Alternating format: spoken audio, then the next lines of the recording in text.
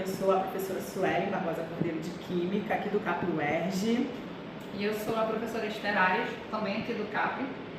E esse vídeo a gente está fazendo para apresentar um experimento cujo objetivo é estudar fenômenos físicos e químicos associados à queima de uma vela.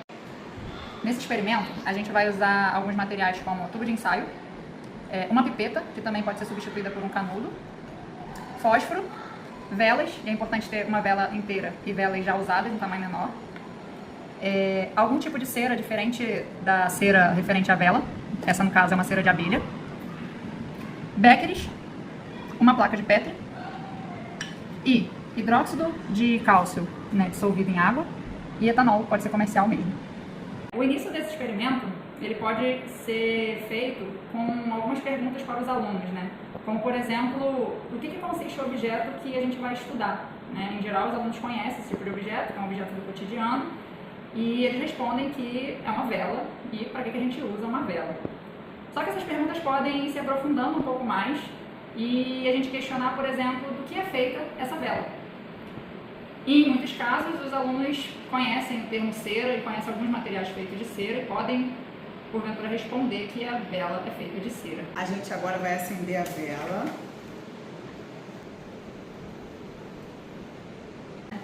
Quando a gente pergunta para eles, pede para que eles observem o que está acontecendo, é comum que eles começam a perceber a vela está derretendo. É uma chance da gente retomar o que está derretendo, a parafina, né, ou a cera que eles nomearam no início. E o que é derretimento? Que na química a gente chama de fusão, né? Mas é bem comum que alguns alunos identifiquem que o derretimento da parafina é um fenômeno físico, é só uma mudança de estado. E no fenômeno químico, a gente pede para eles observarem, né, o que está queimando. E em seguida, eles respondem a cera, a parafina, aí agora a gente já parte para a resposta de parafina e não cera, e o pavio. Quando eles respondem a cera, ok, mas quando eles respondem o pavio, isso dá margem a interpretações, né? A gente pode trazer para eles um outro elemento, que é a vela de 7 dias. A vela de 7 dias, ela queima com a mesma duração de que essa vela comum? Não, né? Então, é um indício de que é a parafina que está queimando e não o pavio.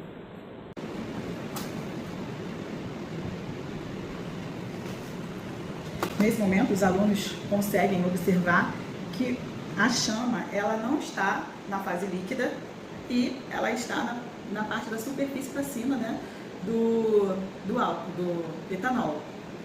E aí, eles observando a queima do etanol, a gente pode encerrar essa queima tampando o becker, né?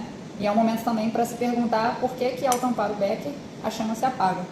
Muitos alunos já sabem o que responder, alguns sabem que é necessário ter oxigênio para a chama existir. Outros não, mas o trabalho em grupo acaba influenciando a chegar numa resposta correta. Esse experimento da queima do etanol é bom para a gente discutir que o combustível pega fogo na fase vapor, né? E uma outra forma de demonstrar isso também, que isso também acontece com a vela, é tentando acender a vela à distância, né? Vai ter 2 velas acesas, né? E a vela que está queimando, ela vai ser apagada. Então, depois de ela ser apagada, a gente vai tentar acender ela através do rastro da fumaça que é gerado nesse momento. Pode pôr lá.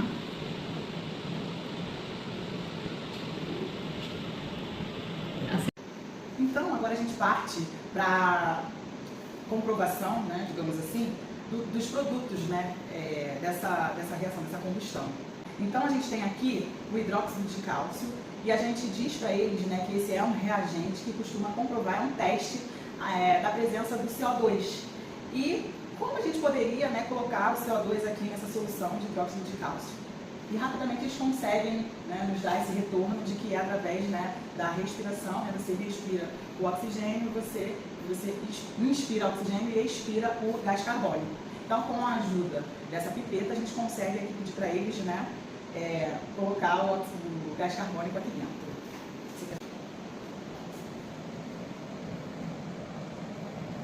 Nesse momento, a gente observa a mudança de cor, né, de incolor para translúcido esbranquiçado, né, uma coloração bem esbranquiçada, indicando a presença do CO2, que é o gás carbônico.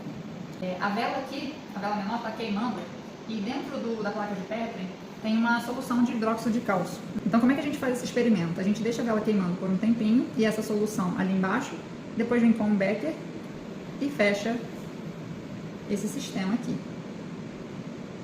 A vela vai apagando lentamente, obviamente pela ausência de oxigênio. E aquela solução de hidróxido de cálcio, com o passar do tempo, vai ficando mais esbranquiçada. Além disso, a gente consegue observar nas paredes do becker a presença de água. Por uma parede fria, né, o vapor d'água, ele bate aqui nessa parede, né, e forma algumas gotículas. Não sei se... A equação que a gente vai mostrar aqui para os estudantes, então, vai ser essa aqui que está no quadro. A gente tem o CXHY, que no caso seria o hidrocarboneto, né? Eles entendem que tem carbono e hidrogênio nas quantidades que a gente não precisa levar em consideração agora. Essa seria a nossa parafina. E a reação ocorre em presença de oxigênio, a gente observou isso também aqui no experimento, né? Quando a gente tapou a vela, a gente percebe que a gente não tem mais, né, a presença da chama, a queima termina. E a gente também conseguiu identificar os produtos dessa reação, né, pelo teste que identifica gás carbônico, que é aqui o CO2, e a água a gente observa pela condensação ali do becker na água líquida, né? No caso, ela fica líquida depois, né? Tem a condensação. E acho que é isso. Assim a gente consegue fechar esse tema da vela de Faraday.